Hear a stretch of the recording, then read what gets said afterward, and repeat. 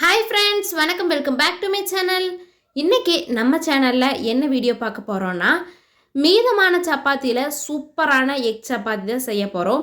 இது சப்பாத்தியை ஃப்ரெஷ்ஷாக ரெடி பண்ணி கூட செய்யலாம். டேஸ்ட் வந்து ரொம்பவே நல்லாயிருக்கும்.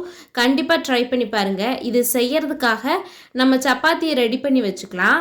அதை வந்துட்டு இது மாதிரி ரோல் பண்ணிவிட்டு சின்ன சின்ன பீசஸாக கட் பண்ணிக்கலாம். பார்க்கும்போது நூடுல்ஸ் மாதிரியே இருக்கும்.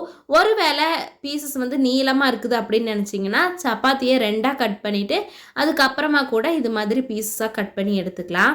ஃபுல்லாக கட் பண்ணதுக்கப்புறமா அதை ஒரு ஓரத்தில் எடுத்து வச்சிடலாம். இப்போ கடாயில் கொஞ்சமாக ஆயில் சேர்த்திட்டு கொஞ்சமாக சோம்பும் வந்து சேர்த்திக்கலாம். சோம்பு தான் சேர்த்தணும். கடுகு கருவேப்பிலை வந்து சேர்த்தக்கூடாது. சோம்பு சேர்த்தனா தான் டேஸ்ட் நல்லாயிருக்கும். இது கூடவே சின்னதாக கட் பண்ணி வச்சுருக்கிற வெங்காயம் தக்காளி சேர்த்தி அது வதங்குற அளவு உப்பும் வந்து சேர்த்திக்கலாம். நம்ம ஆல்ரெடி சப்பாத்திலேயே உப்பு சேர்த்தி இருக்கிறதுனால இந்த மசாலாவுக்கு கொஞ்சமாக உப்பு சேர்த்தனா போதும். இதெல்லாம் நல்லா வதங்கி வந்த உடனே கொஞ்சமாக இஞ்சி பூண்டு பேஸ்ட்டு சேர்த்திக்கலாம். இஞ்சி பூண்டு பேஸ்ட்டு நல்லா பச்சை வாசனை போன உடனேயே கொஞ்சமாக பிரியாணி மசால், மஞ்சள் தூள், மிளகாய் தூள் வந்து சேர்த்திக்கலாம். ஒருவேளை சாம்பார் தூள், மட்டன் மசாலா, சிக்கன் மசாலா இருந்ததுன்னா அதுவுமே கொஞ்சம் கொஞ்சம் சேர்த்திக்கலாம். டேஸ்ட் வந்து நல்லாயிருக்கும். நான் இது கூட கொஞ்சமாக மேகி மசாலாவுமே சேர்த்திருந்தேன்.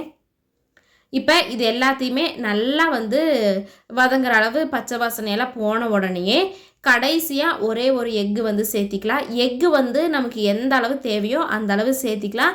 எக்கு அதிகமானாலும் பரவாயில்ல, ஆனால் கம்மியாக இருந்ததுன்னா நல்லா இருக்காது. அதனால் எக்கு கொஞ்சம் அதிகமாகவே சேர்த்திக்கலாம். நான் எடுத்துருக்கிற 2 சப்பாத்திக்கு ஒரு எக்கு கரெக்டாக இருந்துச்சு.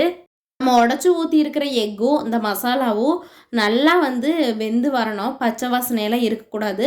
அதுக்கப்புறமா நம்ம கட் பண்ணி வச்சுருக்கிற சப்பாத்தி சேர்த்திட்டு நல்லா மிக்ஸ் பண்ணிவிட்டு நம்ம சர்வ் பண்ணோம்னா சூப்பரான கொத்து சப்பாத்தி ரெடி ஆயிடும். மறக்காமல் ட்ரை பண்ணி பாருங்கள். உங்களோட குழந்தைங்களுக்குமே ரொம்ப பிடிக்கும். தேங்க்ஸ் ஃபார் வாட்சிங். Bye bye.